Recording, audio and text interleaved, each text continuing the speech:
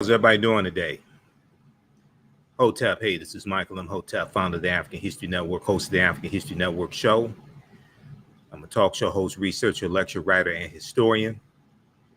So it is Saturday, July 16th, 2022, and we are live. This is class number 9 of Ancient Kemet, the Moors, and the Maafa, understanding the transatlantic slave trade, what they didn't teach you in school. This is class number 9 of Ancient Kemet, the Moors, and the Maafa, understanding the transatlantic slave trade, what they didn't teach you in school. So this is normally it's a 10-week online course that I teach, and normally I teach this at my online school. But this time around teaching this is going to be 12 weeks. And today's session, I decided to make today's session free. We're doing this on our social media platforms, but it will be archived also at our online school with the previous 8 sessions. So Kemet's one of the original names for Egypt.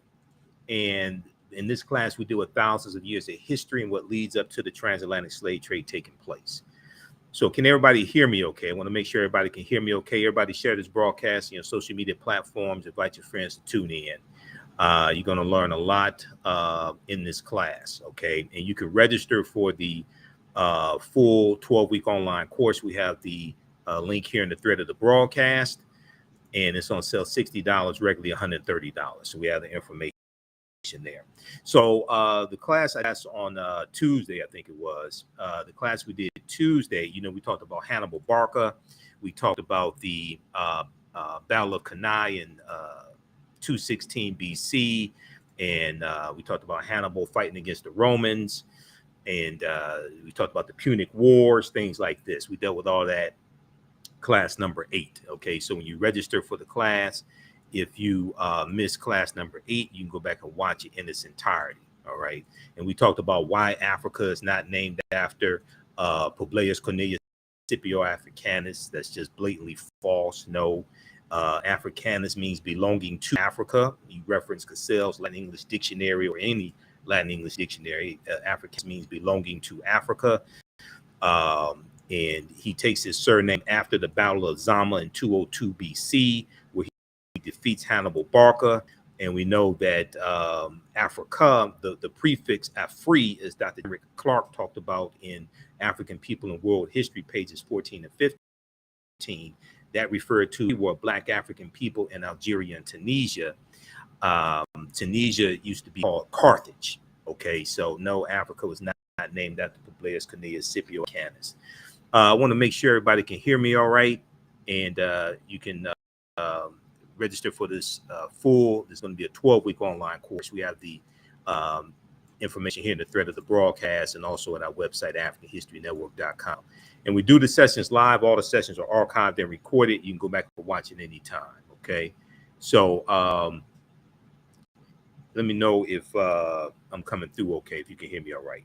So last class, we also talked about 2 African empires that Europeans and Arabs tried to claim as their own. 2 African empires that Europeans and Arabs tried to claim as their own. Carthage was one of them. The Carthaginians, who were descendants of the Phoenicians. Carthage was one of them. But also another one was Numidia. Okay. And so we talked about Numidia last class as well. And Numidia existed from about 200 C to I forgot what it was, 200. Let's see, Media is 200 BC to 202 BC to 6 BC. Numidia existed. Okay, and that was in northern Africa, in the the territory that they Algeria, in that territory. So we're going to start out with today's class. I want to finish up dealing with 3 other African empires that Europeans tried to claim as their own, and one of them was ancient Nubia or Time. Okay, and we know which is the word Nubia is Greek. We know that this was existed from about 4500 BC or BCE, before the Common Era, to about 500, okay, or Common Era. All right. And when we look at ancient Nubia, okay, and we know that Nubia is going to be the mother of ancient Kemet. Kemet's one of the original names for Egypt. Nubia is the mother of ancient Kemet, and we know that the grandmother of Kemet was Abyssinia or Ethiopia. All right, and let me check. I want to check. Okay, how I'm coming through. All right. Okay, so let's go back to the PowerPoint presentation here. So ancient Nubia, also known as Kush, not the Kush people are smoking, Kush. Ancient Nubia, also known as Kush, was a region along the Nile River. And we know the Nile is over 4,100 miles long. Along the Nile River, located in northern Sudan and southern Egypt. It was home to some of Africa's earliest kingdoms. So what today is the upper portion of Sudan and the lower portion of Egypt, historically that area was Nubia. All right. It was home to some of Africa's earliest kingdoms, known for rich deposits of gold. Nubia was a major trading port. Nubia was a major trading port for luxury goods that came from sub-Saharan Africa, such as incense, ivory, and ebony.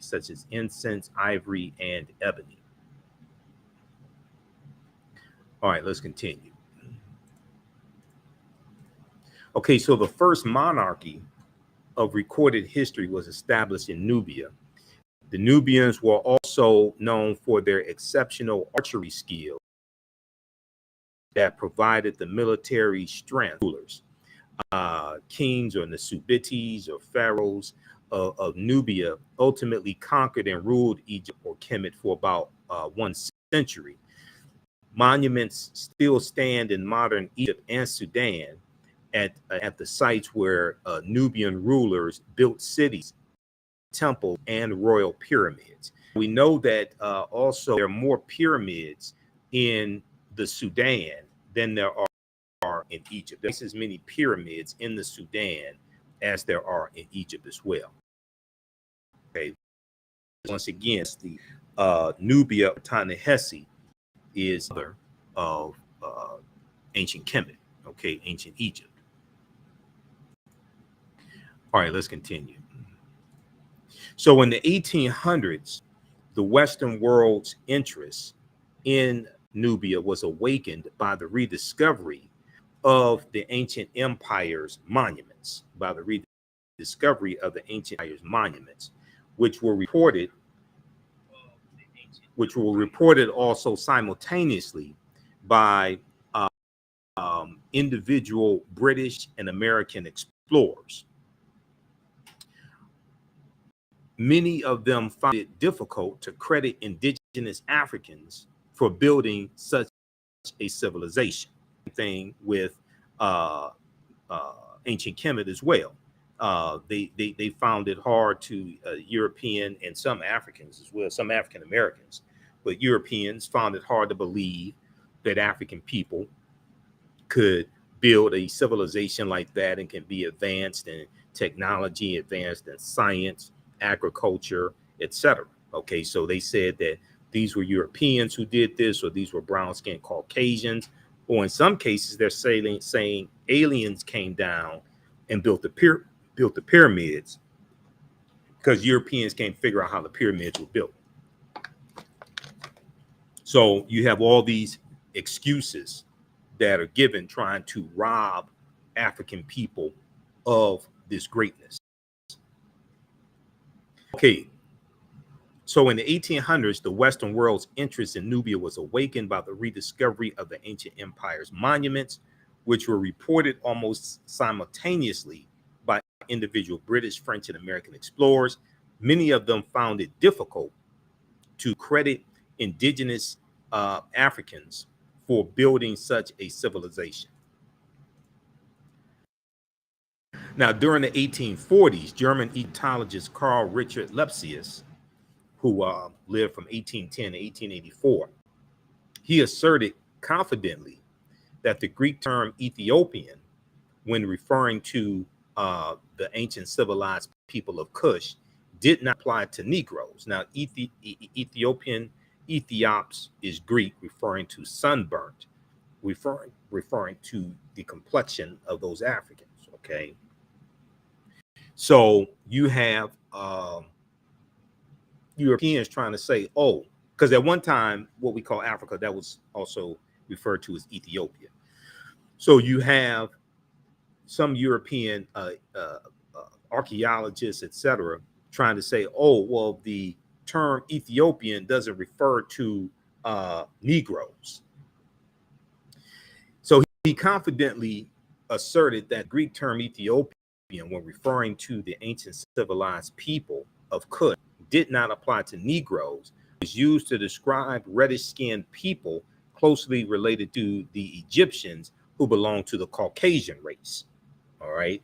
So you had some, and Tony Browder deals with this in Nile Valley Contributions to Civilization. You had some anthropologists who said that the ancient Egyptians were brown-skinned Caucasians, all types of excuses trying to say they're anything but Black African people, because they could not have built something like this. And then at the same time, if you acknowledge they built this, well, you were enslaving their descendants also.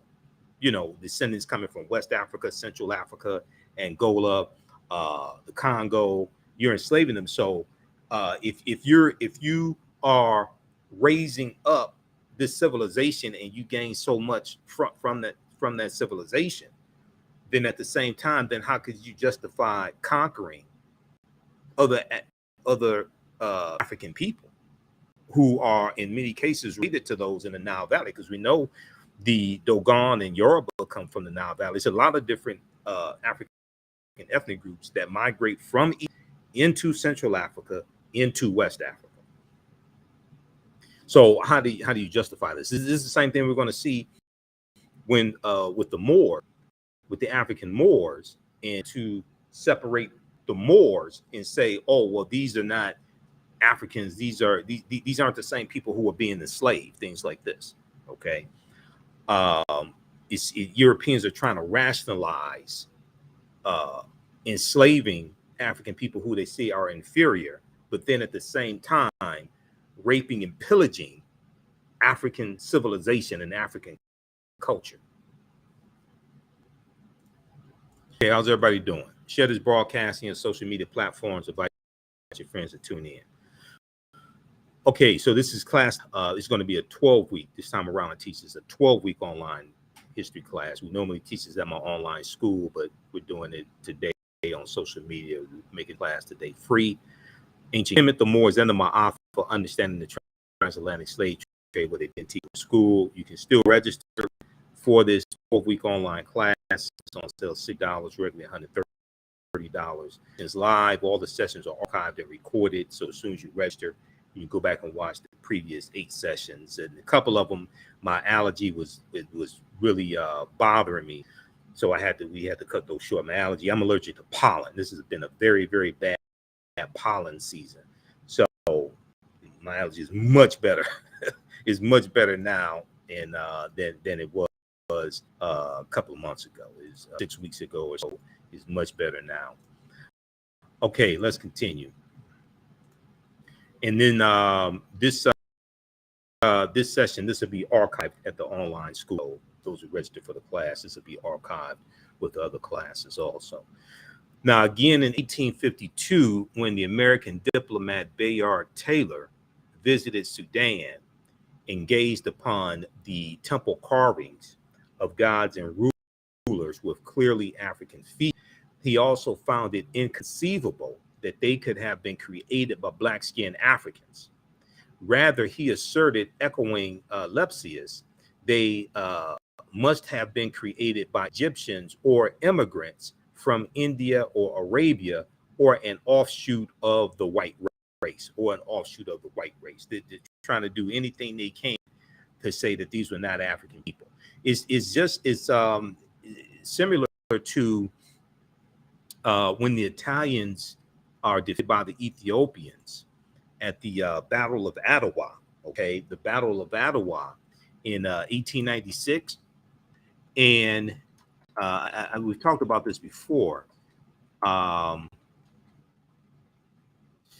and the Italians told the world that the Ethiopians were Europeans because they did not want to admit that they were defeated by African people. Okay, how many people are familiar with the Battle of Adwa? This is an article here from blackpast.org. Blackpast.org is one of the sources we use in the class. This deal with tons of articles and excerpts from books, things like this, video clips, etc. This is this is the binder for the class here. This is the binder that I use as reference for articles, things like this, and then there's some books that we read for the class. But if we look at this article here from blackpast.org, the Battle of Adwa, you'll see Adwa spelled a couple different ways, A-D-O-W-A or D-W-A. This was 96, okay? So this was the Italians fighting against the Ethiopians. In March of 1896, and let me increase the size here, I want to make sure you can see this. In March of 1890, Ethiopian forces under the leadership of Emperor Menelik II, surprised the world by defeating an Italian army sent to conquer the empire. In the following article, Raymond Jonas, the Giovanni and Anthony Costigan history at the University explores that victory at Adwa. His article is drawn from his recent book, The Battle of Adwa, African Victory in the Age of Empire. So the battle, I'm not going to go through the whole article here, but I just want to hit on this point here. The Battle of Adwa, March 1st, 1896, was a stunning victory for Ethiopia, but a rout and a disaster for Italy. And it played out against a background of almost unrelenting European expansion into Africa. So this is after the Berlin Conference of 1884 and 1885, where these European nations carve up Africa into colonies. This is after that. And Italy was the only African nation outside of Liberia that was not colonized by Europeans. We know Liberia was founded by the United States, the American Colonization Society, right about 1821. Liberia was founded. All right, let's continue here. So Adwa, the story of Africans seeing to their own freedom, played out against a background of almost unrelenting European expansion, Now, the success of Ethiopia's forces assured that Ethiopia would be the only African country successfully to resist European colonization before 1914. In 1914 is when World War I starts, okay? So in my second class that I teach, normally on Sundays, from the Civil War to the Civil Rights Movement and Black Power, 1865 to 1968, we cover that period of time that includes also World War I as well as World War II. Now, it also resonated powerfully in post-emancipation America after the slaves are freed in 1865, Emancipation Proclamation 1863, which did not free the slaves, but after the Civil War ends in 1865. It also resonated powerfully in post-emancipation America, where hierarchies of race and ethnicity were only beginning a process of challenging renegotiation,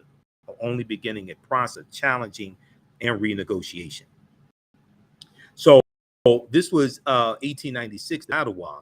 This is the same year as Plessy versus Ferguson, U.S. Supreme Court case, 1896 as well, which really solidifies the Jim Crow laws. All right. Now, Italian interest in East Africa dates from 1869, when the opening of the Suez Canal transformed the commercial and strategic significance of the Red Sea coast. An official Italian presence did not begin until they established themselves at the Red Sea port of Maafa in 1885, at which the Italians began to move up into what are now the Eritrean highlands. Okay, and we know Eritrea is right near Ethiopia. Now, Ethiopian commanders sought to halt the Italian advance with notable success, but the Italians artfully played on rivalries among Ethiopian leaders. By 1890, the Italians had secured control over significant territory west and south of Maafa. They announced the creation of the colony of Eritrea with a capital at Asmara. Now, the Italians continued to push westward into Sudan, that we just talked about, Sudan, and southward toward the northern Ethiopian province of Tigray. In late 1894, Ras Mangasha, the ruler of Tigray, used the pretext of war against the dervishes to mobilize forces to resist Italian incursions. In a series of victories in early 1895, the Italians defeated Mangasha's forces. They pushed Mangasha deep into northern Ethiopia, establishing fortified positions in Tigray and Agame provinces, vastly expanding the territory under Italian control. Okay, now to skip through some of this here, in September 1895, Emperor Menelik II, king of the southern province of Shoa, called the population of Ethiopia to arms. He began to lead a massive force of some 100,000 men northward to Italian-occupied territories. Through late 1895 into early months of 1896, Emperor Menelik II led a brilliant campaign that forced the overextended Italians to fight on his terms by threatening to outflank the Italian forces and threaten Eritrea. Menelik maneuvered into a position that left their supply lines exposed. Okay, he maneuvered the Italians into a position that left their supply lines exposed, vulnerable to a population that was now turning against the occupiers. All right, so skip through, make a long story short. By the afternoon of March 1st, 1896, Italian forces were in a desperate, panicked retreat back toward Eritrea. Victory at Adwa sealed the unification of Ethiopia and solidified Emperor Menelik II's claim to the title of emperor. Europeans and European Americans interpreted this story of Adwa and the Battle of Adwa in different ways. For some, it was an opportunity to discredit Italy militarily. For some, it was an opportunity to discredit Italy militarily. For others, it was important to advance the view that the Ethiopians were not black. This is what Italy was telling the world. Ethiopians were not black because they didn't want to admit they got their behinds beaten by African people. For others, it was important to advance the view that the Ethiopians were not black, thus explaining away the significance of white and European defeat. Ethiopian victory secured independence for more than a generation. It also assured Ethiopia's status as a beacon throughout the African diaspora. And we know that when World War II comes along, and when Italy invades Ethiopia again, Dr. John Henry Clark talks about this in the documentary A Great and Mighty Walk. A Great and Mighty Walk. You had African-American men in this country who wanted to enlist in the army and fight on behalf of Ethiopia to fight against the Italians. Okay, and the U.S. government wouldn't let them do it, but Italian Americans were allowed by the U.S. government to go and enlist in the Italian army, okay, and fight on behalf of Italy.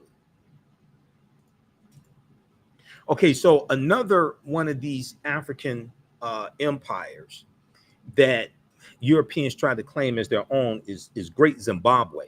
Okay, now the Kingdom of Great Zimbabwe existed from about 1220 BCE. I'm sorry, 1220 Common Era to 1450 Common Era. Okay, AD, what Europeans call AD, Anno Domini, in the year of our Lord. 1220 AD to 1450 AD, or Common Era. Okay, the civilization of Great Zimbabwe was one of the most significant civilizations during the medieval period. Great Zimbabwe is also extraordinary because of the magnificent scale of its structures. Its most striking edifice, referred to as the Great Enclosure, has walls as high as 36 feet, extending approximately 820 feet, making it the largest ancient structure south of the Sahara Desert. The largest ancient structure south of the Sahara Desert. In the 1800s, European explorers, imperialists, and colonizers were stunned by Great Zimbabwe's grandeur and cunning workmanship. So they attributed the texture. To Portuguese travelers, Arabs, Chinese, Persians, or even biblical characters such as King Solomon and the Queen of Sheba. So now you're going to attribute this to biblical characters, not historical figures. So now to rob Africans of this accomplishment and to show this level of civilization they had, now you want to try to ascribe this to biblical characters. And I'm going to say this as delicately as I can. I may say some things that go outside the circumference of some people's awareness. Just because you disagree with it or don't like it or never heard it before does not mean it's not true. It just means you have to do some research to understand what I'm talking about. There's a reason why when you go to historical museums, like world history museums that deal with history in ancient times, things like this, there's a reason why when you go to world history museums, you don't see biblical characters. When you go to world history museums, notice usually you don't see biblical characters, unless maybe they have a section, possibly, and this is about the Bible. But even then, when they talk about biblical characters, they make a clear distinction. They'll say, according to the Bible, it says such and such. Usually they won't say according to archaeological evidence, according to history, things like that. World history and religious literature are separate. World history is in world history books. Religious literature is in religious literature. So they want to try to credit King Solomon and the Queen of Sheba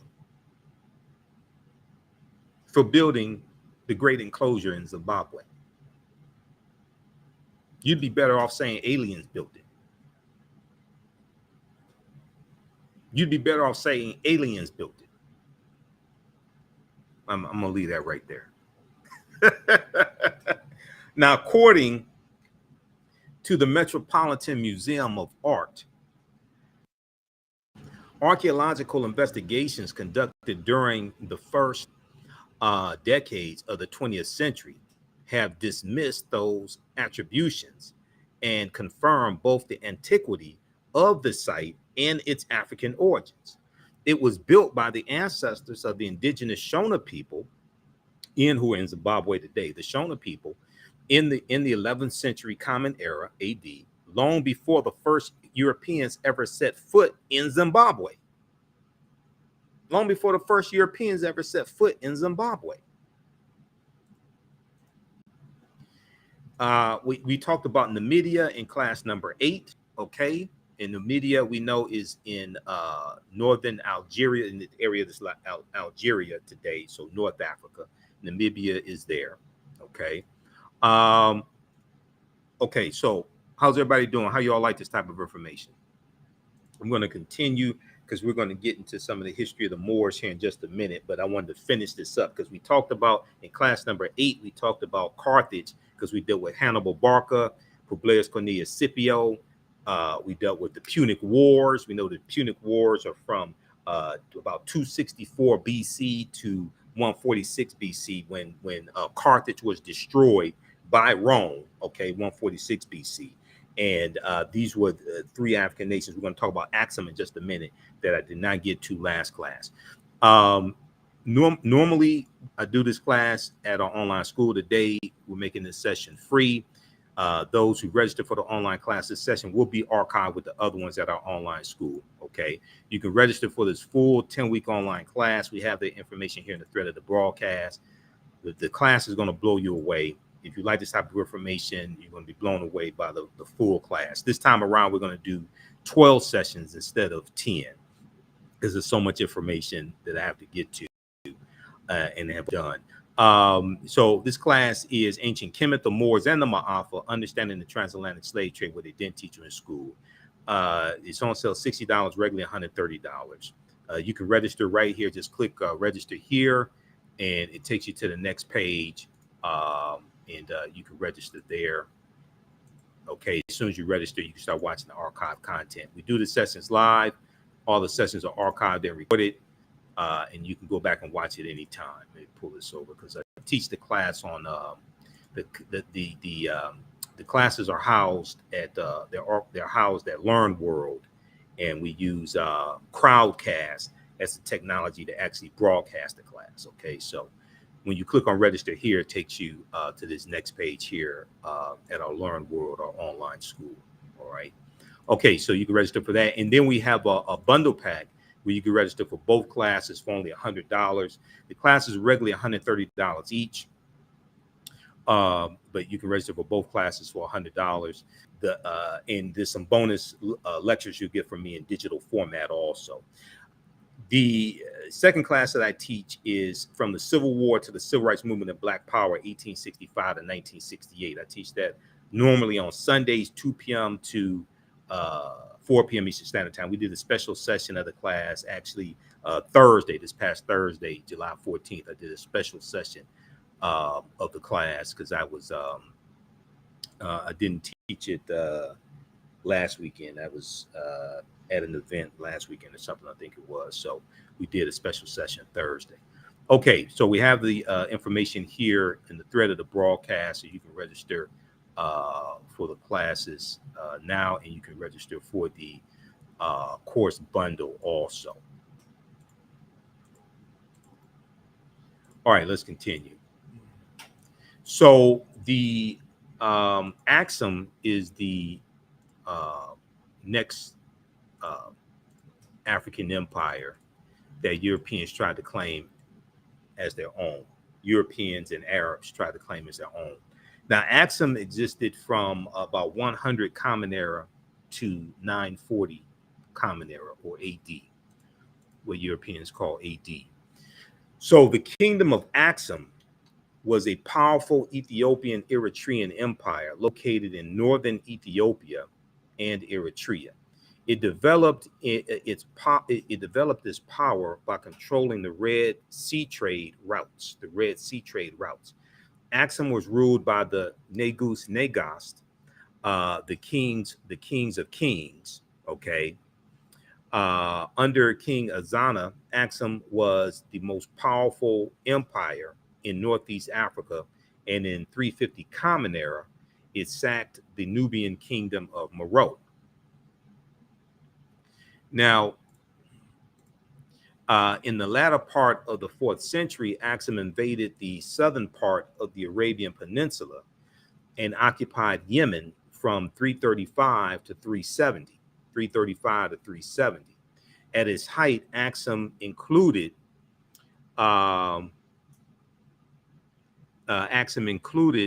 the surrounding Ethiopian highlands, Beja, Noba, Kasu, and Arabian kingdoms, Himyar and Sabar. The kingdom of Axum was prosperous from 100 AD to 700 AD. It was contemporary with the Roman Empire, and according to the Persian religious leader Mani, M-A-N-I, the Axumite civilization was third among the four greatest of the time, on par with Rome, Persia, and China. Now, in Classical Africa by Dr. Malefe Keti Asante, which is another book that we reference in the class. You don't have to buy any of these books, also, by the way. If you want to for your library, you can. But as I've stated before, you don't have to buy any of these books to follow along. But he talks about Axum. Let me see, page 14. Chapter 14. What page is that? 72. So this is a really good book that deals with different periods of African history as well.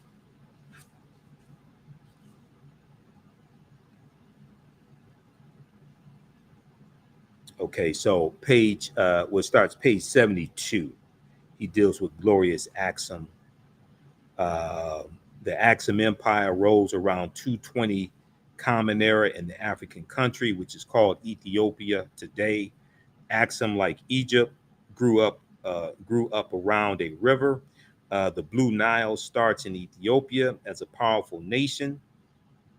The Blue Nile starts in Ethiopia as a powerful nation. Axum would conquer the rest of Kush around 320 to 350 Common Era. Okay, so if you have this book at home, Classical Africa by Dr. Malefe Keti Asante, and I know Dr. Asante is a friend of mine. I've interviewed him a couple of times on the African History Network show. He talks about Axum. It's chapter 14, starts page 72. Okay, if you have this book at home, starts on page 72. So you can pull that off the shelf and research that as well.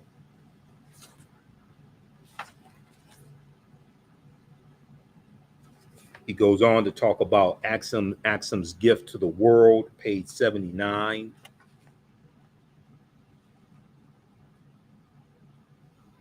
Okay, chapter 15. All right. So let's continue.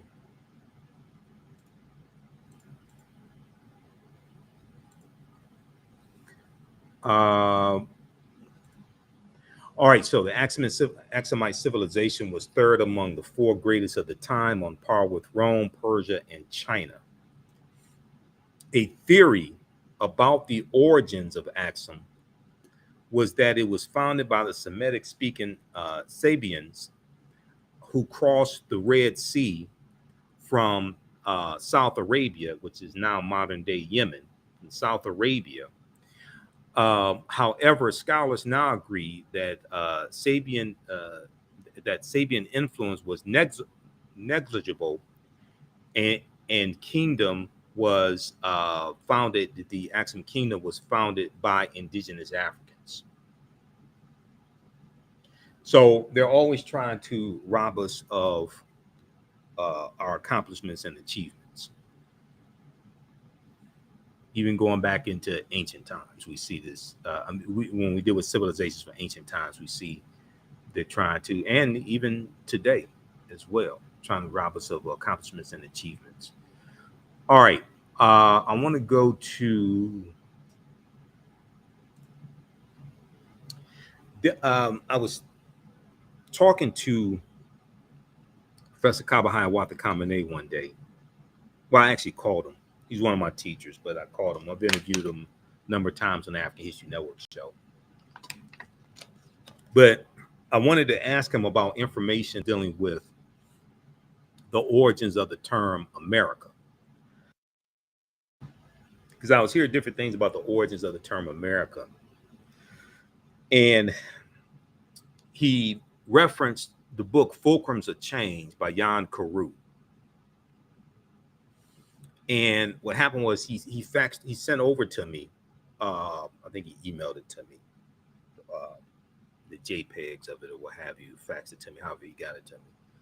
But he sent me the pages 91 through 105 of the book Fulcrums of Change by Jan Carew, the historian Jan Carew. And Jan Carew, because Professor Kamba was saying that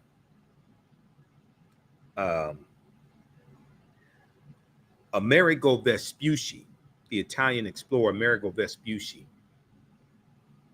he was saying that his real name was not Amerigo, it was Iberigo Vespucci, and that Iberigo Vespucci comes in contact with a group of Black African people in Nicaragua that called themselves the Los Amarisques, and they lived near a mountain called Sierra Amarique. So they call themselves Los Amarisques, and is these people, these African people in Nicaragua who Iberigo Vespucci comes in contact with, and he changes his name from Iberigo to Amerigo. All right. So Professor Kaba told me about this. Then he sent over these pages from the book Fulcrum of Change, and I read through those pages. And Jan Carew goes deep into the history and the etymology of the word America. He talks about Iberigo Vespucci changing his name, all of this. So I interviewed Professor Kaba on the African History Network show, February 3rd, 2016. We dealt with the origin of the word America. If you go to our website, go to our new website, theafricanhistorynetwork.com. AfricanHistoryNetwork.com is our old website. But if you go there, if you go to AfricanHistoryNetwork.com, it will forward you to, it'll redirect you to our new website, theafricanhistorynetwork.com, and click on listen to podcast right on the homepage where it shows the information dealing with the radio show. Click on listen to podcast, and you can go back in the audio podcast of the African History Network show back to February 3rd, 2016. You can listen to that show. Now, the Noah Webster Dictionary, 1828 edition, the Noah Webster Dictionary, if you look up the word American, okay, if you look up the word American, it'll tell you that an American, the noun, is a native of America. And it'll tell you that the word American, American, American, originally applied to the Aboriginals or copper-colored races found in the Americas by Europeans. It originally applied to the Aboriginal or copper-colored races found in the Americas by Europeans, but now applied to the descendants of Europeans born in America. So as we talked about earlier in the course, and we dealt with information from Dr. David Imhotep, who wrote the book, The First Americans Were Africans, Documented Evidence. And we talked about the Khoisan, and the Khoisan have the oldest DNA on the planet. And we talked about the discovery by Dr. Albert Goodyear from 2004 in Allendale County, South Carolina, which documents an African presence in this country going back at least 51,700 years ago. These are the Khoisan, who are the ancestors to the Ainu and the Twa, and they go all around the world, and they were here as well. And we know that Dr. Albert Goodyear and his team in 2004, they found artifacts, architecture, campsites, carvings, Egyptian writings, footprints in lava, genetic M174D haploid groups dealing with DNA and genetics, linguistics, paintings, skulls, skeletons, structures, and tools. They found 13 different types of evidence to document an African presence here in this country going back at least 51,700 years ago. We know there's evidence of Khoisan in South America going back at least 56,000 years ago, but it could possibly go back as much as 100,000 years ago. When you look at the article from the New York Times and some recent research that came out over the past few years, we talked about this a few classes ago. So this is Dr. Albert Goodyear here as well. in the article from ScienceDaily.com. New evidence puts man in North America 50,000 years ago from November 18, 2004. And we talked about the Khoisan last class, okay? All right. And we know the Khoisan lived mainly in Southern Africa, in Botswana, Namibia, Angola, Zambia, Zimbabwe, South Africa, etc. Right? So when you go and look at this, they're telling you that the term American originally did not refer to Europeans. And it was African people and people who we call Native Americans that Europeans found in the Americas when they got here, when they got to the Americas. So they're telling you that the term America or American did not originally apply to Europeans, which once again reinforces not the David Imhotep's book, which is backed up by 713 footnotes and 7 peer-reviewed articles. And his new book is The First Americans Were Africans, Expanded and Revised. I just interviewed him October 12th, 2021 about his new book. So this once again reinforces that the original Americans were not Europeans. All right, Bantu Stephen Biko, one of our great South African freedom fighters, he said the most potent weapon in the hands of the oppressor is the mind of the oppressed. He was portrayed in the 1987 movie Cry Freedom by Denzel Washington. Bantu Stephen Biko, the most potent weapon in the hands of the oppressor is the mind of the oppressed.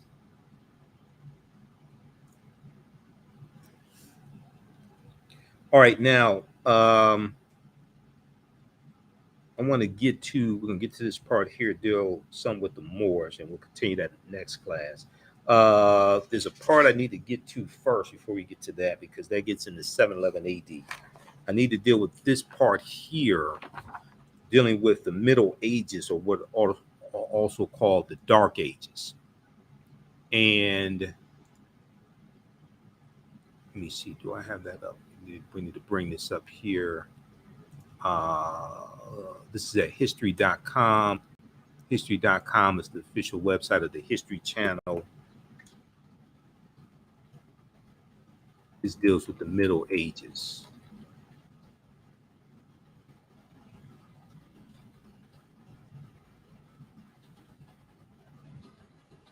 Let me bring up this article here. So when we talk about the Middle Ages, or what some people call the Dark Ages as well, this is a period of time from about 476 Common Era to the early 1300s, okay? Because in the 1300s, 14th century, Europe is coming out of the Dark Ages, going into the next age, the Renaissance age. And we know it's going to be the teachings that the Moors take into Europe that bring Europe out of the Dark Ages. And everything we taught Europeans came back to kick us in the behind. Everything we taught Europeans came back to kick us in the behind. All right. And we're going to see what leads to the transatlantic slave trade taking place as well. This is why I say I wish we had never taught them. Okay. All right. We're going to post who still needs to register for this 12-week online history class. I'm going to post the link here again. You can register for this. As soon as you register, you can watch the previous classes. And we also have the classes in the bundle pack where you can register for this one and the second one I teach on Sundays, from the Civil War to the Civil Rights Movement of Black Power, 1865 to 1968. So the bundle pack is on sale right now, $100. That's a $360 value. Okay, if we look here at this article, Middle Ages, from history.com. People use the phrase Middle Ages to describe Europe between the fall of the Roman Empire, 476 AD, and we talked some about the fall of the Roman Empire, the western portion of the Roman Empire. We talked some about that last class. The fall of Rome in 476 AD to the Vandals and the Visigoths, and the beginning of the Renaissance in the 14th century, which is the 1300s. Many scholars call the era the medieval period instead. Middle Ages, they say, incorrectly implies, Middle Ages, they say, incorrectly implies that the period is an insignificant blip sandwiched between two much more important epochs, okay, or periods of time. So some people call it Middle Ages, other people call it the medieval period. Some people call it the Dark Ages because there was not a lot of scientific advancement, inventions, things like that during that period of time. And Europe was enthralled in a civil war and famine, things like this during this period. And they're hit with, in the 14th century, 1347 to 1400, they hit with the Black Death, the bubonic plague. And during that period of time, we know Europe loses between a quarter to one third of the population. Now, the Middle Ages, birth of an idea. The phrase Middle Ages tells us more about the Renaissance or Renaissance period that followed it than it does about the era itself. Starting around the 14th century, European thinkers, writers, and artists began to look back and celebrate the art and culture of ancient Greece and Rome. Celebrate the art and culture of ancient Greece and Rome. Now, a lot of that art and culture was influenced by ancient Kemet also, by the way. Accordingly, they dismissed the period after the fall of Rome as a middle or even dark age in which no scientific accomplishments have been made, no great art produced, no great leaders born. The people of the Middle Ages had squandered the advancements of their predecessors. This argument went that the people of the Middle Ages had squandered the advancements of their predecessors and mired themselves instead in what 18th century English historian Edward Gibbon called barbarism and religion. Barbarism and religion. Okay, now, between 1347 and 1350, a mysterious disease known as the Black Death or the bubonic plague killed 20 million people in Europe, 30% of the continent's population. It was especially deadly in cities where it was impossible to prevent the transmission of the disease from one person to another. Now, this way of thinking, referring to the Middle Ages, this way of thinking about the era in the middle of the fall of Rome and the rise of the Renaissance prevailed until relatively recently. However, today scholars note that the era was a complex and it was as complex and vibrant as any other. Okay, so you have the Catholic Church in the Middle Ages, in 800 Common Era.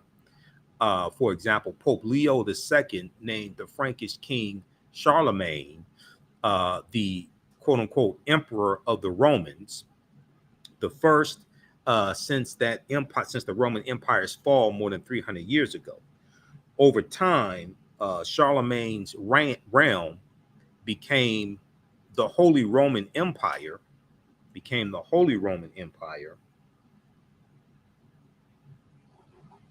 one of several political entities in Europe whose interests tended to align with those of the church. Ordinary people across Europe had to tithe, T-I-T-H-E, tithe 10% of their earnings each year to the church. They ain't tithe 10% each week. They tithe 10% of their earnings each year, not each week. I'll leave that right there. At the same time, the church was mostly exempt from taxation. These policies helped it to amass a great deal of money and power,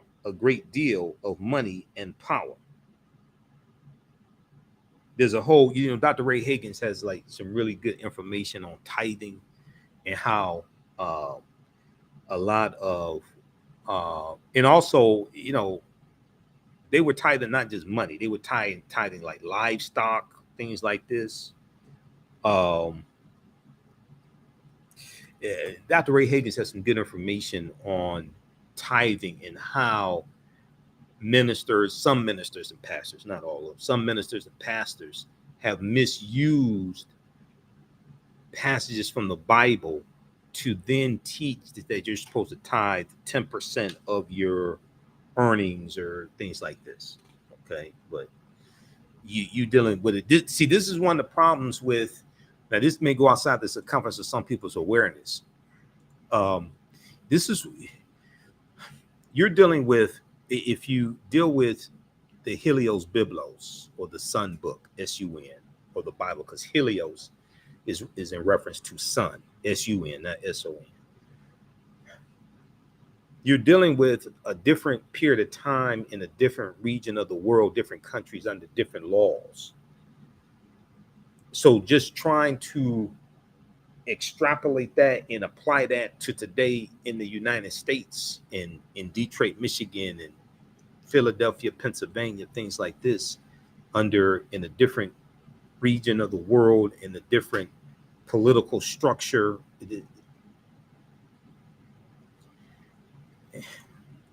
it's different. It's totally different. But okay. The Middle Ages and the rise of Islam. So meanwhile, the Islamic world was growing larger and more powerful. So we know they conquered Kemet around in 7th century AD, right around 642 Common Era. AD. They conquered, the Muslims conquered Egypt. Meanwhile, the Islamic world was growing larger and more powerful after the Prophet Muhammad's death in 632 Common Era. Armies conquered large parts of the Middle East, uniting them under the rule of a single caliph. At its height, the medieval Islamic world was more than 3 times bigger than all of Christendom, the Christian world, all of Christendom. At its height, the medieval Islamic world was more than 3 times larger than all of the Christian world. Now, under the caliphs, great cities such as Cairo, Baghdad, and Damascus fostered a vibrant intellectual and cultural life. Poets, scientists, and philosophers wrote thousands of books on paper, a Chinese invention that had made its way into the Islamic world by the 8th century. Okay, now we know that type of paper may have been a Chinese invention, but we know that in the Nile Valley region of Africa, hundreds of years before that, they were using what was called papyrus, which was a form of paper as well, okay, developed from trees, papyrus, okay, Papyrus, papyrus. Now, scholars translated Greek, Iranian, and Indian texts into Arabic. Inventors devised technologies like the pinhole camera, which existed long before the daguerreotype camera, with the daguerreotype invented by John daguerreotype in the mid 1820s or so, right around 1826. This was an early form of the camera, the pinhole camera. Soap, windmills. So inventors devised technologies like the pinhole camera. And let me go, okay, right here. Like the pinhole camera, soap, windmills, surgical instruments, and an early flying machine, and the system of numerals that we use today. Because like 0 is an Arabic numeral. Okay, so the system of numerals that we use today. And religious scholars and mystics translated, interpreted, and taught the Quran and other scriptural texts to people across the Middle East.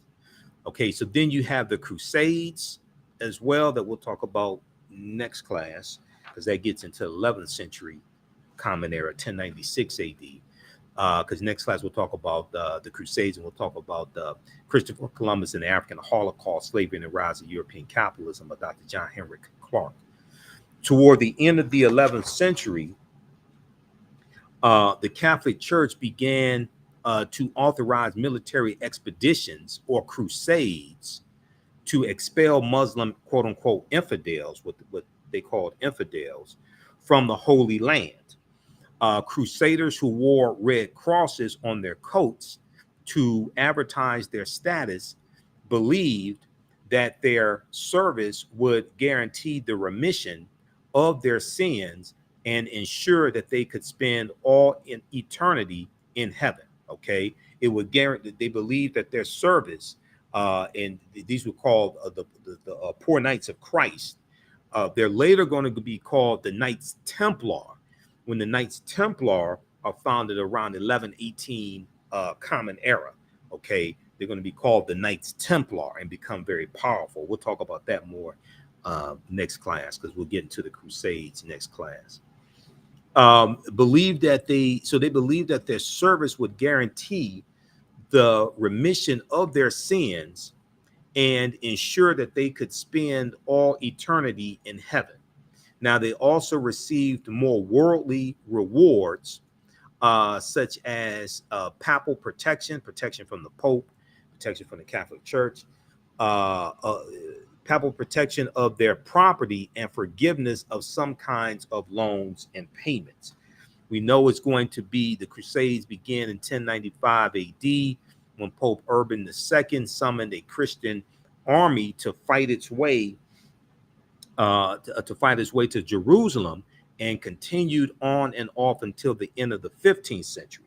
In 1099 Common Era, armies captured Jerusalem from Muslim control, and groups of pilgrims across Western Europe started visiting the Holy Land. Many of them, however, were robbed and killed as they crossed through Muslim-controlled territories during the journey. Around 1118 AD, a French knight named Hugues de Payens created a military order along with 8 relatives and acquaintances that became known as the Knights Templar. The Knights Templar. And they won the eventual support of the Pope and a reputation for being fearsome fighters. The fall of Acre in 1291 AD, or Common Era, marked the destruction of the last remaining Crusader refuge in the Holy Land, and Pope Clement V dissolved the Knights Templar in 1312 Common Era. Okay, so we'll talk more about the Knights Templar and the Crusades next class. Okay, and then you have the Black Death, the bubonic plague that hits the first the first wave of it. Basically is going to be like 1347 to 1350, but it's going to hit on and off from 1347 to 1400, the Black Death. Okay, so that's a brief synopsis of the Middle Ages. Okay, now the bubonic plague started in Europe in October 1347, when 12 ships from the Black Sea docked at the Sicilian port of Messina. Most sailors aboard the ships were dead.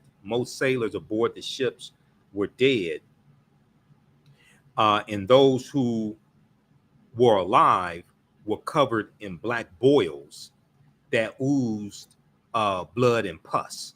Okay, most sailors aboard the ships were dead, and those who were alive were covered in black boils that oozed blood, and pus. Now, symptoms of the Black Death included fever. Symptoms of the Black Death included fever, chills, vomiting, diarrhea, terrible aches and pains, and then death. Victims could go to bed feeling healthy and be dead the next morning. The bubonic plague killed cows, pigs, goats, chickens, and even sheep, leading to a wool shortage in Europe. Understandably terrified by the mysterious disease, some people of the Middle Ages believed the plague was a divine punishment for sin. To obtain forgiveness, some people became flagellants, traveling to Europe to put on public displays of penance that could include whipping and beating one another. Others turned on their neighbors, purging people they believed to be heretics. Okay, heretics doing things against Christianity, saying things against Christianity, being a heretic, or, Aunt Esther may call it being a heathen. Okay, but a heretic.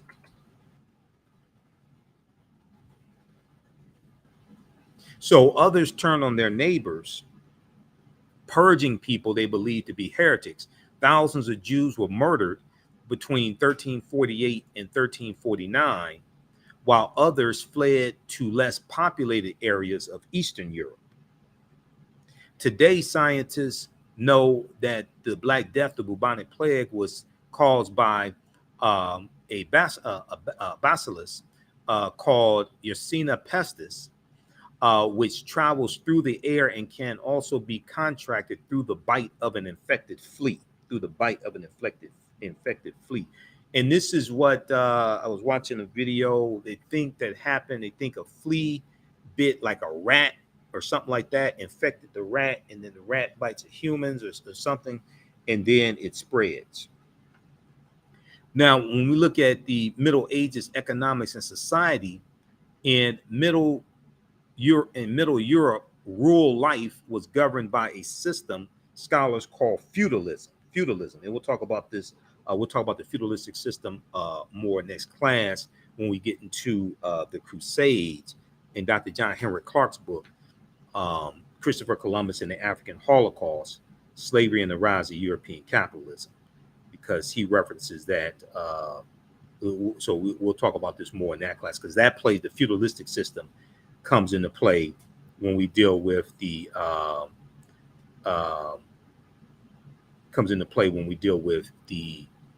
Crusades. Okay, feudalistic system comes into play there.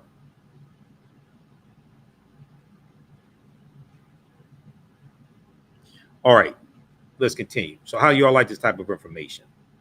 Share this broadcast on your social media platforms, Facebook and YouTube.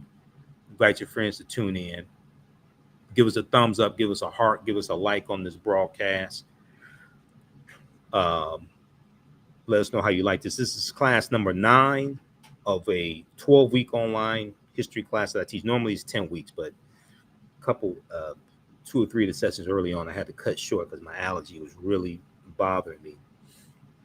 And during the weekend of Juneteenth, I was busy all over the place doing lectures, things like that, so we didn't teach a class. But normally we do this class on Saturdays, 2 p.m. to 4 p.m. Eastern Standard Time. And we do the sessions live. All the sessions are archived and recorded, so you can go back and watch it anytime. So even a year from now, 2 years from now, you can go back and watch the entire class. This is Ancient Kemet, the Moors, and the Maafa, Understanding the Transatlantic Slave Trade, what they didn't teach you in school. Class is on sale $60, regularly $130. We have the information also at our website, African History Network. Have the link and the information to the broadcast, so you can register for it, and you can go back and watch the previous classes and join us next week for next class. But if you visit our new website, theafricanhistorynetwork.com, theafricanhistorynetwork.com. We have the information here for the online class, Ancient Kemet, the Moors, and the Maafa, Understanding the Transatlantic Slave Trade. Also, you can register. You can register for the bundle pack of both classes for only $100. And if you've taken any of my online classes in the past, email us at ahnshow@africanhistorynetwork.com, ahnshow@africanhistorynetwork.com. Okay, you get 50% off on the bundle pack. The class I teach on Sundays normally it's normally 2 p.m. to 4 p.m. Eastern Standard Time. Normally on Sundays. We won't be teaching on the 17th. I won't teach it on the 17th because I'm at an event all day. The second class I teach is from the Civil War to the Civil Rights Movement and Black Power, 1865 to 1968. Okay, and we start in 1803 with the Louisiana Purchase, and we deal with history from 1803 through 1968. We deal with what leads up to the Civil War taking place. We deal with Reconstruction, 1865, 1877. We deal with Jim Crow era, World War I, World War II, Civil Rights Movement, Black Power Movement, and the Great Migration. Great Migration was 1915 to 1970. Okay, so we deal with all that in that second class. And it's the same format. We do the sessions live. All the sessions are archived and recorded. You can go back and watch that class anytime as well. So a year from now, 2 years from now, you can go back and watch these classes in their entirety. All right. So in medieval Europe, real life was governed by a system scholars call feudalism. In a feudal society, the king granted large pieces of land called fiefs to noblemen and bishops. Landless peasants, known as serfs. So you hear about the serfs and the lords. Landless peasants, known as serfs, did most of the work on the fiefs. They planted and harvested crops and gave most of the produce to the landowner. Kind of reminds you of sharecropping. In exchange for their labor, they were allowed to live on the land. They were also promised protection in case of enemy invasion. Okay. Now, during the 11th century AD, during the 11th century, however, the feudal life began to change. Agricultural innovations such as the heavy plow and three-field crop rotation made farming more efficient and productive. So fewer farm workers were needed, but thanks to the expanded and improved food supply, the population grew. Okay, thanks to the expanded and improved food supply, the population grew, and because of these agricultural innovations, because of these advancements, you needed less farmers. As a result, more and more people were drawn to towns and cities. Meanwhile, the Crusades had expanded trade routes to the east and given Europeans a taste for imported goods such as wine, olive oil, and luxurious textiles. As the commercial economy developed, port cities in particular thrived. Port cities in particular thrived. By 1300 AD, there were some 15 cities in Europe with a population of more than 50,000 people. In these cities, a new era was born, the Renaissance era. Okay, the Renaissance era. The Renaissance was a time of great intellectual and economic change, but it was not a complete rebirth. It had its roots in the world of the Middle Ages. Okay, so that's just a brief synopsis of the Middle Ages, because that also deals with the history of the Moors in medieval Europe as well. Okay, that period of time. So you're looking at 476 AD with the fall of the western portion of the Roman Empire to the 14th century to like the early 1300s. Okay, now if we look at this article here from National Geographic, Okay.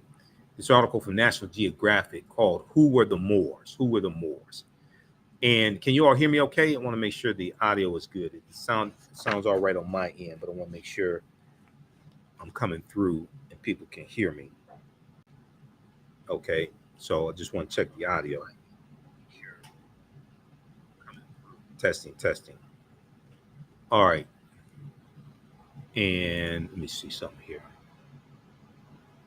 All right.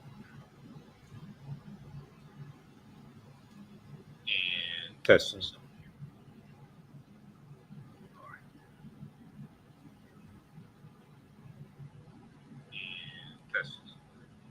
Okay, let's continue here. I just want to test that because I have the air conditioning running here in the office, so I just want to make sure you all can hear okay.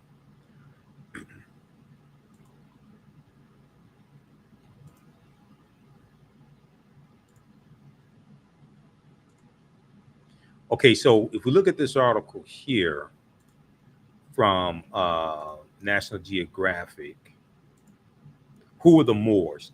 If the term seems familiar from art and literature but still confusing, there's a good reason.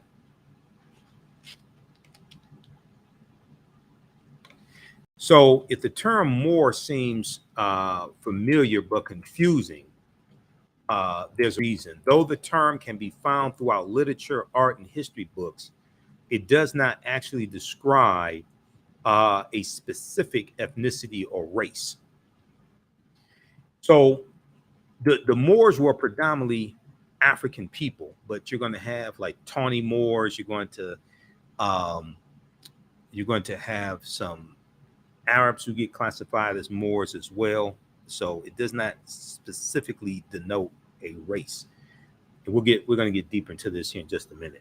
Instead, the concept of Moors has been used to describe alternatively the reign of Muslims in Spain, Europeans of African descent, and others for centuries.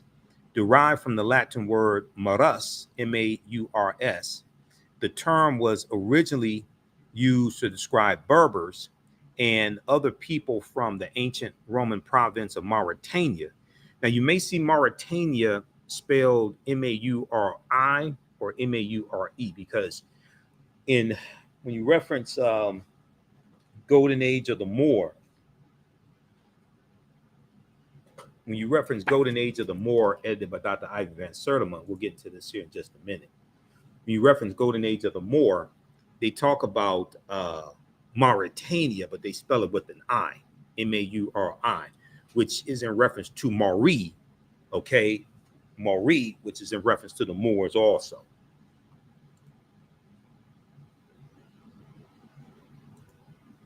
Okay, so derived from the Latin word marus, the term was originally used to describe Berbers and other people from the ancient Roman province of Mauritania in what is now North Africa.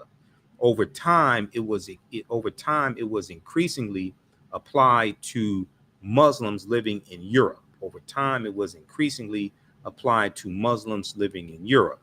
Beginning in the Renaissance, we just talked about the Renaissance era, so starting in the 1300s.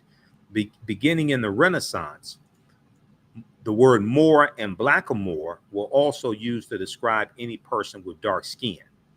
Now, Al-Andalus is what the Moors are going to call the southern portion of Spain that they settle in after they defeat the Vandals and the Visigoths when they go in 711 AD. Al-Andalus, which means something like to walk in the spiritual path or walk in the spiritual light. Here is I'm going to go back to the PowerPoint presentation here. Here's the actual, I'll show you this map here. The map is not coming up there, right here. Okay, Al-Andalus, Spain and Morocco, 756 Common Era. So you see Morocco and Mauritania next to each other, Northern Africa. We see that Spain and Portugal, which was called the Iberian Peninsula back at this time, back in 711 AD, we see they're right above Morocco. It's a very short distance that separates them. Okay.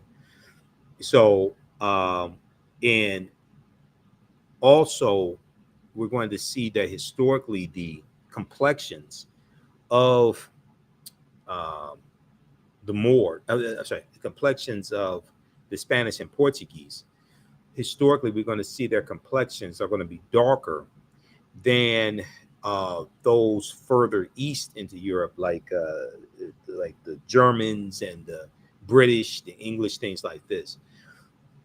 Even though the Moors are in those areas, Germany and Czechoslovakia and Austria, England, etc., is going to be to a lesser extent. They're going to be more because of the closer proximity to North Africa, especially Morocco. Spain and Portugal are going to get the brunt of that intermixing of the bloodlines. Okay, Spain, Portugal, Italy gets it a lot, Sicily, things like this. But it's going to be to a lesser extent in England, Germany, Austria, even though it does happen there, is going to be to a lesser extent compared to Spain and Portugal. Okay, I want to go back to this one right here. Let's go back to this article here. So in 711 AD, a group of North African Muslims, led by Berber general Tariq ibn Ziyad, captured the Iberian Peninsula, modern-day Spain and Portugal.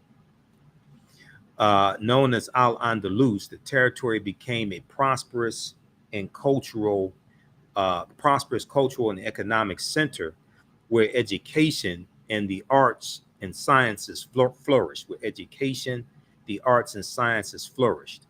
Over time, the strength of the Muslim state diminished, creating inroads for Christians who resented Moorish rule, because there was going to be an increasing amount of resentment and hostility towards the Moors from Christians, from Catholics, from Europeans.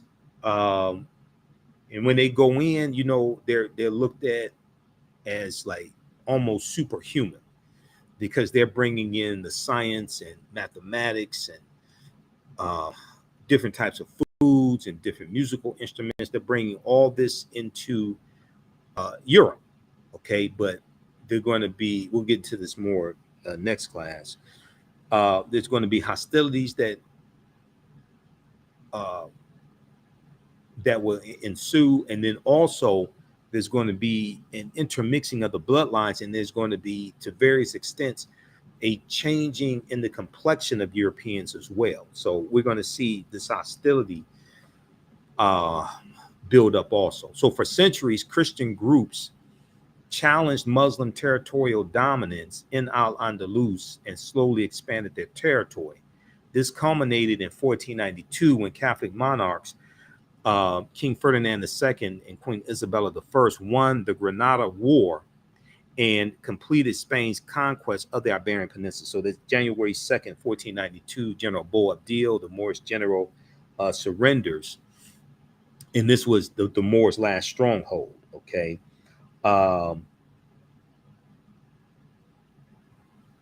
This was the Moors' last stronghold. Now we know August 3rd, 1492, Christopher Columbus is going to set sail on his first of 4 voyages on the Nina, the Pinta, and the Santa Maria. This is going to be later in the same year that the Moors lose control of their last stronghold, and later in the same year. So what's known as the Reconquista is going to be completed with the Reconquista is going to be completed with the defeat of the Moors, okay, in 1492. The Reconquista is the effort of, in Spain, is the effort of these Europeans to take back control of these territories that the Moors have conquered. The Reconquista, the reconquest. Okay, so that is completed in 1492. It starts in about 722 Common Era. the Reconquista. So for centuries, Christian groups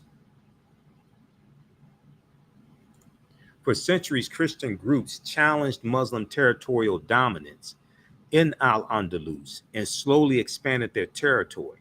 This culminated in 1492 when Catholic monarchs, King Ferdinand and Queen Isabella, won the Granada War and completed Spain's conquest of the Iberian Peninsula. Eventually, the Moors were expelled from Spain. And we know that some Moors are going to flee. We know some Moors are going to be conquered and enslaved, and they're going to be taken into these Spanish colonies that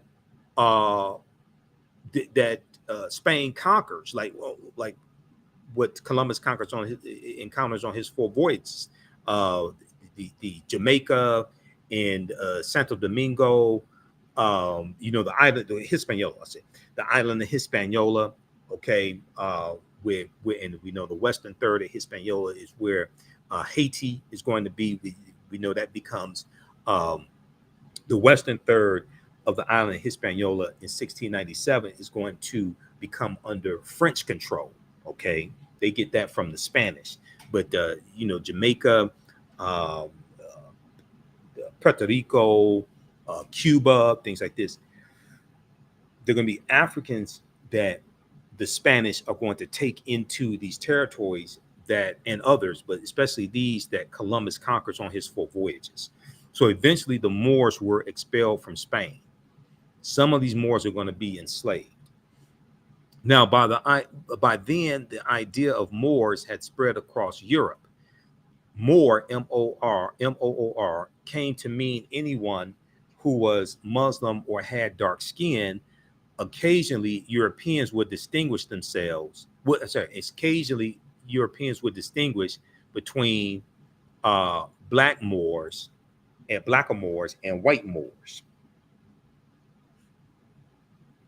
Now, one of the most famous mentions of Moors is in Shakespeare's play, The Tragedy of Othello, the Moor of Venice. The Tragedy of Othello, the Moor of Venice. Its titular character is a Moor who serves as a general in the Venetian army. Hold on just a second. Who serves as a Moor in the Venetian army.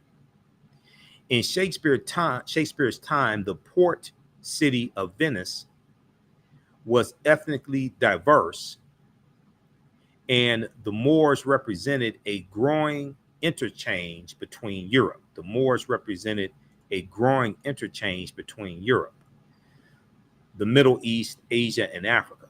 Despite his military prowess, Othello is also portrayed as exotic, hypersexual, and untrustworthy.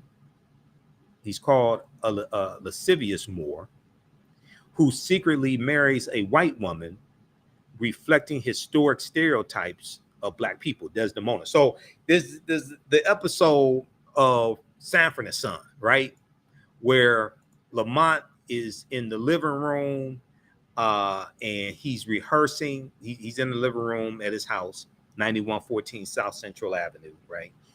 And he's rehearsing Othello with his drama teacher. And she's a white woman who lives in Beverly Hills. And there's the scene where Othello is choking Desdemona, and Fred and Bubba are outside. They see this. They don't know that they don't know that they are rehearsing.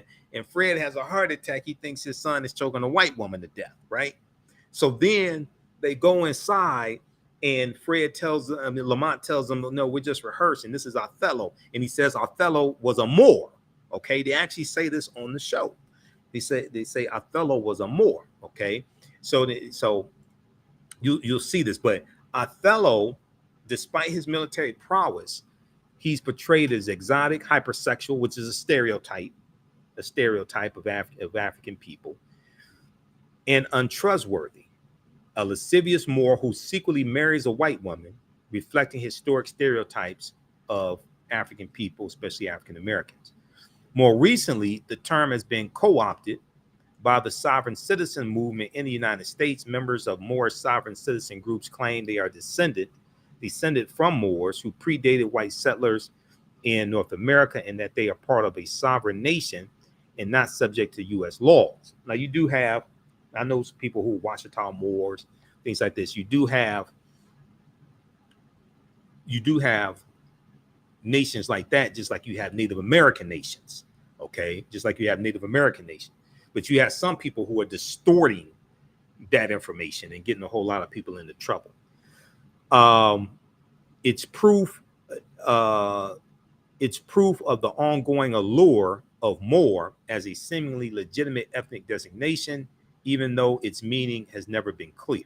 So the term Moor is also, it can be a very nebulous term. And we know also when you look at Berber, when you read Golden Age of the Moor, they talk about how the term Berber, the term Berber was used by Arabs to refer to the Moors. Okay, that is okay. So this is this article here. Who were the Moors? Right here. I have a subscription to National Geographic. I pay them $24 a month because I reference different articles.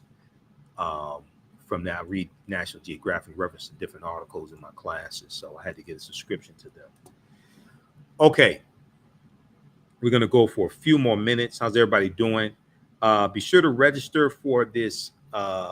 This time around that we do is going to be 12 weeks because we had to cut 2 or 3 of the classes short early on. So this is a 12-week online class that I teach normally on Saturdays, 2 p.m. to 4 p.m. Eastern Standard Time. So we're doing it later today. And we teach this at my online school. Okay, so it's not taught here on social media. We teach this at our online school. And the name of this class is Ancient Kemet, the Moors, and the Maafa, Understanding the Transatlantic Slave Trade, where they didn't teach you in school. And we deal with thousands of years of history and what leads up to the transatlantic slave trade taking place also. So the class is on sale, $60. We do a PowerPoint presentation. We have book references, articles, video clips, all of that in the class. We do the sessions live. All the sessions are archived and recorded. You can go back and watch it anytime. So as soon as you register, you can go back and watch the previous classes. I would say this information is PG-13, so you can use this content with your children as well. And it's a very visual class also. And we have video clips in it, articles, book references, everything. Okay. So the class is regularly $130 on sale. $60. So you can we have the information to register here in the thread of the broadcast, and I just posted it also, and it's at our website, theafricanhistorynetwork.com, theafricanhistorynetwork.com. And we have the bundle pack where you can register for both classes that I teach for $100. All right, now let's continue here. So there was a good article that Runoko Rashidi wrote for AtlantaBlackStar.com, and we reference also Runoko's book, Black Star: The African Presence in Early Europe. So we reference in the class, we reference Golden Age of the Moor, edited by Dr. Ivan Van Sertima, and Runoko Rashidi has an essay in this book as well. Also, Dr. Jose Pimenta Bay has an essay in this book. Dr. Jose Pimenta Bay is a brilliant scholar and historian, and he's a brilliant scholar when it comes to the history of the Moors. He was one of my first interviews I did in 2010 when I started the African History Network show. He was one of my first interviews. He used to teach classes on the history of the Moors at Temple University. Then he moved over to Berea College in Kentucky. Okay, so I had to get in contact with him. We're Facebook friends. I need to get in contact with him to interview him again. But this is Black Star: The African Presence in Early Europe by Runoko Rashidi. We know Runoko passed away August 2nd, 2021 while he was in Egypt. So Runoko was a friend of mine. I interviewed him, I think, about 6 times on the African History Network show. But Runoko wrote a really good article for AtlantaBlackStar.com called Moors, Saints, Knights, and kings, Moors, saints, knights, and kings, the African presence in medieval and Renaissance Europe, the African presence in medieval and Renaissance Europe. And here's an excerpt of the article. The study of the African presence in history, whether in the African diaspora or Africa itself, is a richly rewarding endeavor. In this study, we realize that slavery alone is not African history. Slavery alone is not African history, and that African history is everybody's history. The history of African people, Black people, is rich and comprehensive, inspiring, and often little known. Nowhere is this more the case than the African presence in medieval and Renaissance Europe. The African presence in medieval and Renaissance Europe. Okay, now let me go. Okay, right here. According to the Oxford English Dictionary, the Moors, as early as the Middle Ages and as late as the 17th century, were, quote, commonly supposed to be black or very swarthy, and henceforth, hence the word is often used for negro or negro. Early in the 18th century, after a grim and extended resistance to Arab invasion of North Africa, the Moors joined the triumphant surge of Islam. Following this, the 8th century, I think I said 18th century, the 8th century, okay. Early in the 8th century Common Era, after a grim and extended resistance to the Arab invasions of North Africa, the Moors joined the triumphant surge of Islam. Following this, they crossed over from Morocco over to the Iberian Peninsula, which today is called Spain and Portugal, where their swift victories and remarkable feats soon became the substance of legends. So this goes back to, he said, crossed over from Morocco over to the Iberian Peninsula. So this goes back to the map that I showed you from about 756 Common Era, Al-Andalus, Spain, and Portugal, and we see Morocco and Mauritania. We see how close Morocco is to Spain, Al-Andalus. All right, now,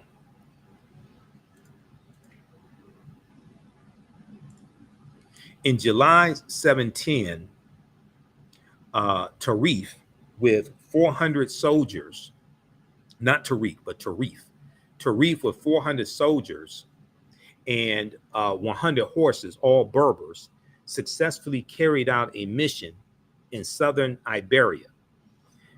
Tarif, Tarif, an important port city in southern Spain, is named after Tarif.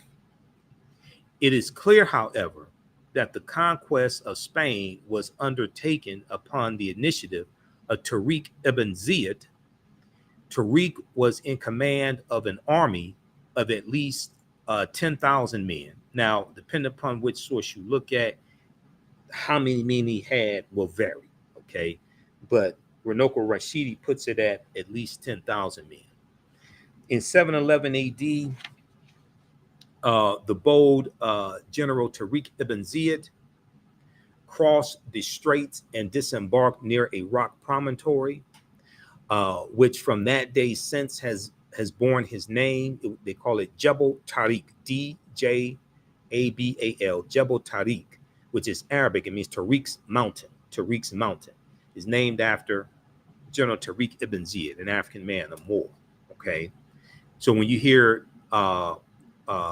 and today they call it Gibraltar, or the Rock of Gibraltar. Gibraltar comes from Jebel Tariq, okay, Tariq's mountain. So when you hear them talk about Gibraltar or the Rock of Gibraltar, that's in reference to an African man. In August of 711 AD, Tariq ibn Ziyad won paramount victory over the opposing European army. On the eve of the battle, Tariq is alleged to have roused his troops with the following words. On the eve of the battle, he's alleged to have aroused his troops with the following words.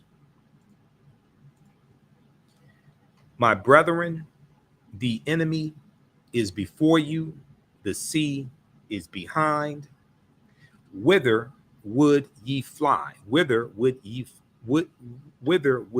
fly? Ye. Follow your general.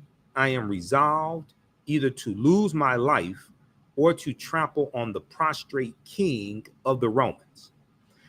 End quote. Wasting no time to relish his victory, Tariq ibn Ziyad pushed on with his dashing and seemingly tireless Moorish cavalry to the Spanish city of Toledo. Within a month's time, General Tariq ibn Ziyad had effectively terminated European dominance of the Iberian Peninsula. There's a good article that Renoko wrote for AtlantaBlackStar.com. It's called Moors, Saints, Knights, and Kings, the African Presence in Medieval and Renaissance Europe, from June 1st, 2014. Now, in the aftermath of these brilliant struggles, thousands of Moors flooded into the Iberian Peninsula. So eager were they to come that some are said to have floated over on tree trunks. Tariq ibn Ziyad himself, at the conclusion of his illustrious military career, retired to the distant east, we are informed, to spread the teachings of Islam. There's really no need to speculate on the ethnicity of these early invaders. There's really no need to speculate on the ethnicity of these early invaders of the conquest period. Primary Christian sources relating to the conquest, particularly the Primera Chronica, General of Alfonso X, make the following observation regarding the Moors. Their faces were black as pitch. The handsomest among them was as black as a cooking pot. Their faces were black as pitch. The handsomest among them was as black as a cooking pot. Now, if we go to, let's see, we go back to this. So who, referring to the question again, who are the Moors, or who were the Moors? The Moors' ancestors were known as the Garamantes. The Garamantes were a Black African people living in North Africa. Hannibal Barca was Garamanti. Okay, we know the Carthaginians, descendants of the Phoenicians, these were all Garamantes, as well as St. Augustine. George G.M. James, in the book Stolen Legacy, he said that the Moors were the custodians of the ancient Egyptian mystery system. And these teachings are going to bring Europe out of the Dark Ages or out of the Middle Ages, okay? And then you can also reference the article that we already referenced from National Geographic, Who Were the Moors? Who were the Moors? Now, the origin of the word Moor.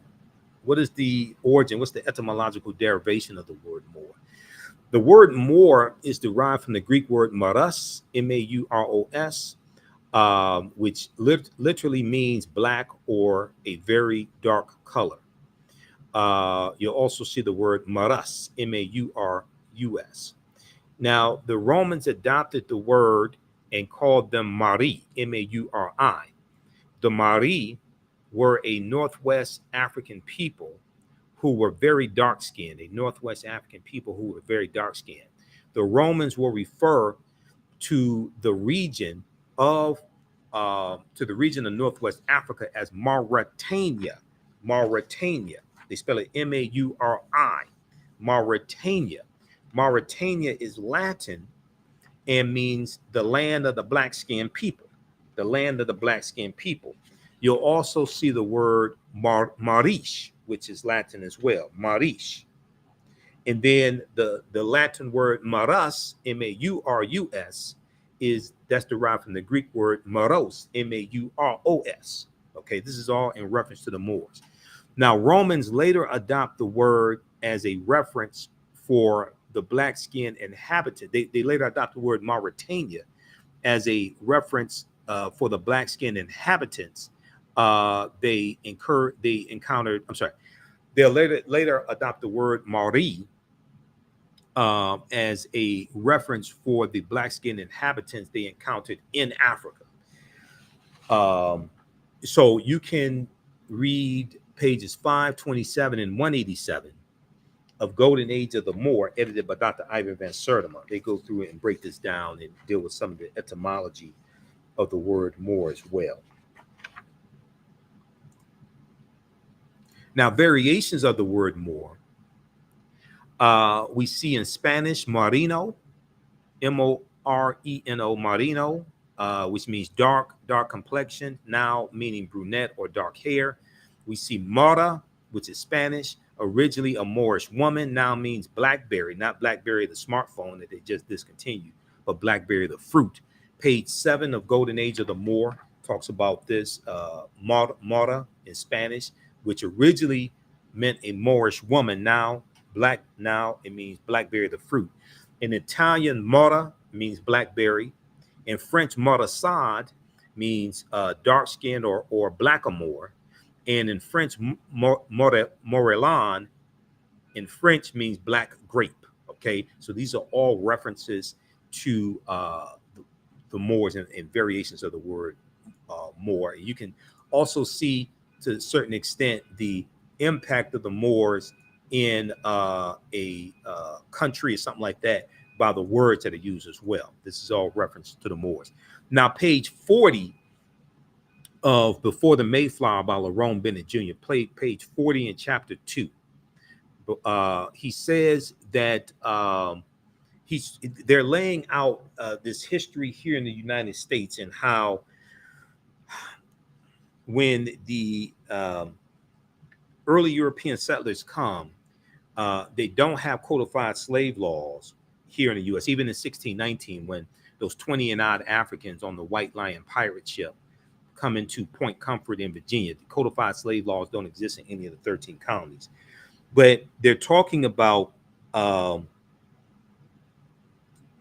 names that were used to denote what we call different races of people at this time, okay? And how what we call white people were not classified as white back at this time in the early 1600s in what we would call 13 colonies, okay? So this is page 40 of Before the Mayflower by Lerone Bennett Jr. And let me see something here. Let me just 1 second here.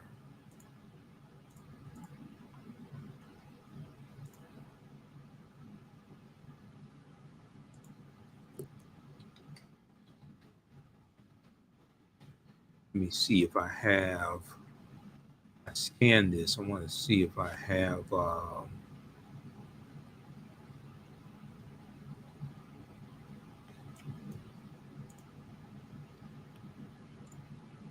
just trying to see if I have it in a PDF format. It may be easier to see it. Let me see. Did I save that in the PDF format? Okay, I did not.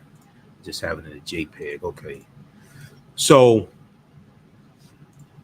what they say here on page Lerone Bennett Jr., page 40,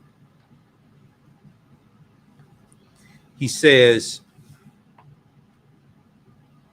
of all the improbable aspects of this situation, the oddest to many blacks and whites is that white people did not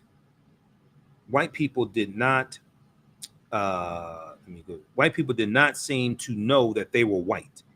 It appears from surviving evidence that the first white colonists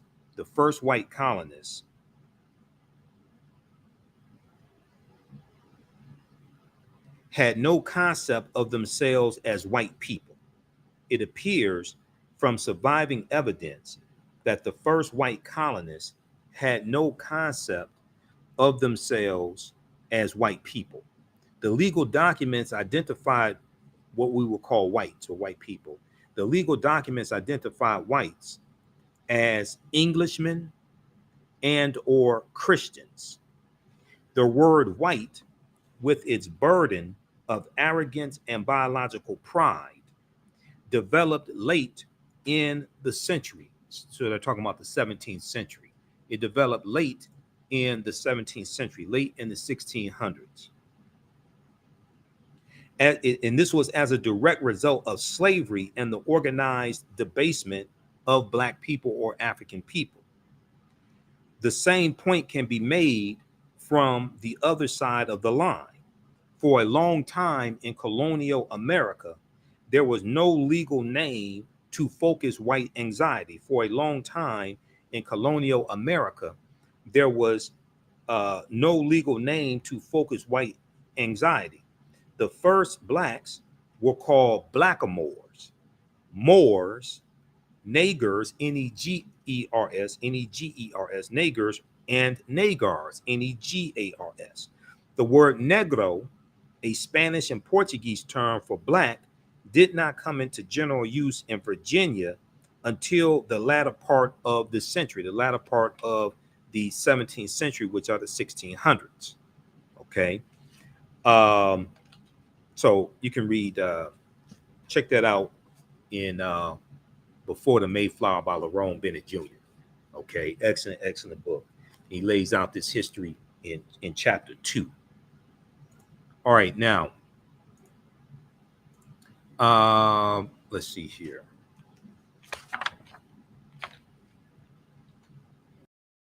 We leave off. Okay, we did that before the Mayflower, Middle Ages. All right, so we're gonna wrap up. We're gonna wrap up with this today. Hopefully, you learn. How'd you all like this type of information? Give us a thumbs up. Give us a like. Give us a heart on this broadcast. Did you learn anything from this class session today? This is class number 9. Normally, this class is 10 weeks. This time around, it's going to be 12 weeks. Normally, we teach this at our online school. Don't teach this on social media. It's at our online school. As soon as you register for this 12-week class, you can go back and watch the previous sessions. We do the sessions live. All the sessions are archived and recorded. You can go back and watch it anytime. The class is regularly $130. It's on sale $60 right now. And you can go and let's see here. I just posted a link here for it. It's in the thread of the broadcast. Also, if you go to our website, our new website, theafricanhistorynetwork.com, theafricanhistorynetwork.com. The information is right here on the homepage of the website as well. Okay, don't worry about which date it is. I update it for each class basically, but we have the information here. You click register here. It takes you to the next page, and it takes you to our online school on which is at Learn World. Okay, and just click right here to enroll. As soon as you enroll, you can start watching the content.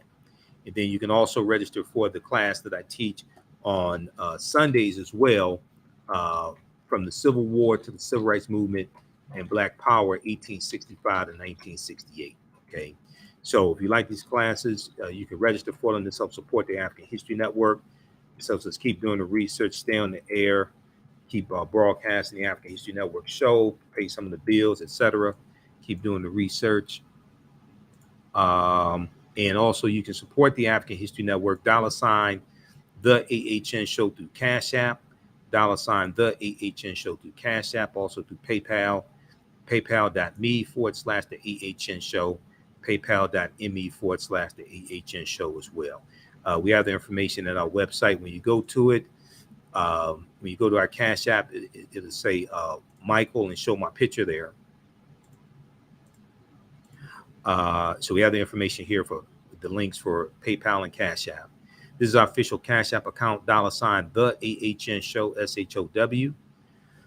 When you go to it, it'll say Michael and show my picture there. These other ones here are fake African History Network Cash App accounts. Okay, so that's not us, and there's some other fake ones out there that I've identified, and I've alerted Cash App to them, and I'm trying to get them shut down. Okay, Cash App launched an investigation a couple of months ago, so I'm trying to get these fake African History Network Cash App accounts shut down. All right, so and we'll listen to our radio show Sundays 9 p.m. 11 p.m. Eastern Standard Time, the African History Network show. The information is at our website as well. We're on 9:10 a.m. Superstation WFDF, and we also broadcast here on Facebook and YouTube. You can listen live on iHeartRadio. Download the iHeartRadio app, search for 9:10 a.m. WFDF, and you can listen to all the shows, all the radio shows on 9:10 a.m. You can listen live or 9:10 a.m. WFDF on your AM dial. We have audio podcasts of our shows, over 1,200 audio podcasts. Click here for listen to podcasts. And also, you can search for the African History Network show on iHeartRadio, because we're on iHeartRadio, Google Podcasts, Stitcher, Castbox, FM Player, TuneIn, iTunes. We're on about 9 to 10 different audio podcast platforms. Search for the African History Network show. Okay, so hopefully you learned a lot today. You can register for the online class. And remember, right now it's correct. Wrong behavior is not over till we win. We'll talk to you next time. Peace. Thanks for joining us today.